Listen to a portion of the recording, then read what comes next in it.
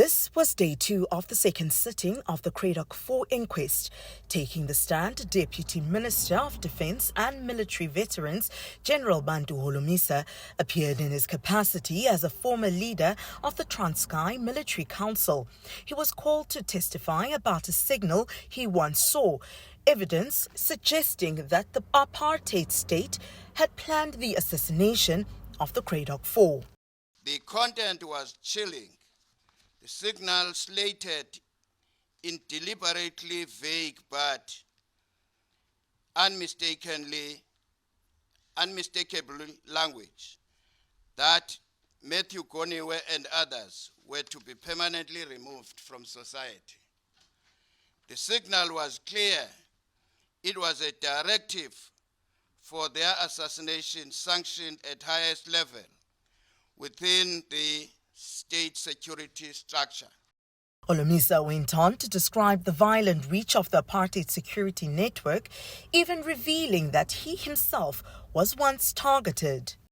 TRC also uncovered an assassination plot against me. A group had been mobilized and found in possession of large caches of arms. They were intercepted by the Transkei security cluster then, and it was confirmed that their mission was to eliminate me. Their failure was due to vigilance and good intelligence, but the very existence of the plan underscored how far the apartheid state was willing to go to protect its interest and silence those who stood in its way. Following Holomisa's testimony, tension rose when family attorney Advocate Howard Varney told the court that next witness, former Vlakplaas commander Eugene de Kock, would not be taking the stand. Information we have received from Mr. Kock's representatives is that he is ill and is unable to testify. He's even unable to testify remotely. If we'd be happy for him to testify virtually if he could potentially do that, and perhaps a friend from Mr. Kock can indicate whether that is still a possibility or not. But if it isn't, we are concerned that we may be waiting forever. We simply don't know whether Mr. de Kock will ever be in a position to testify.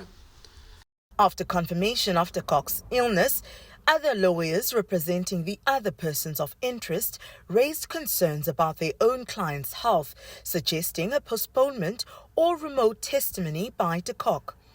But that was strongly opposed by the family's legal team. We have traveled a long road trying to have this inquest for many years. It's been too long for the communities waiting for justice. My learned friend seems to be putting the right or the fairness, the principles of fairness above the interest of justice for the victims, for the families, for the community, for the South Africans. South Africans, not only the communities and the affected community of Cradock Four and the families, South Africans are waiting for the truth. The judge ruled that the inquest will continue with or without de Kock, a decision that brought visible relief to families who've been fighting for justice for 40 years. I'm quite happy about the decision taken by the judge to say the court must continue with or without him.